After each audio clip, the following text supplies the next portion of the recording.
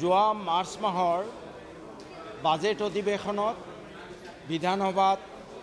মই কোৱা এটা শব্দক কেন্দ্ৰ কৰি আজি বিধানসভাৰ মাননীয় অধ্যক্ষ মহোদয় বা বিধানসভাই পবিত্ৰ সদনে এই সদনৰ বাকী সময়ছোৱাৰ কাৰণে নিলম্বিত কৰিছে। মই বিধানসভাই বা পবিত্ৰ সদনে দিয়াৰ ৰায় মই সন্মান সহকাৰে মানি লৈছোঁ, কিন্তু তাৰ লগতে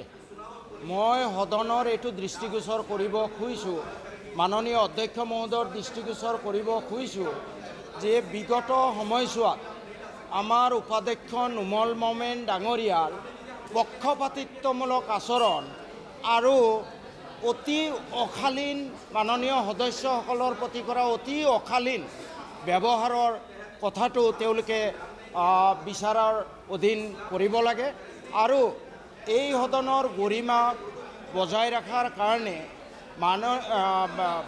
ডক্টৰ নুমল মমিন ডাঙৰীয়াক অতি সোনকালে উপাধ্যক্ষ পদৰ পৰা অপসাৰণ কৰিব লাগে, এই দাবী মই উত্থাপন কৰিলোঁ।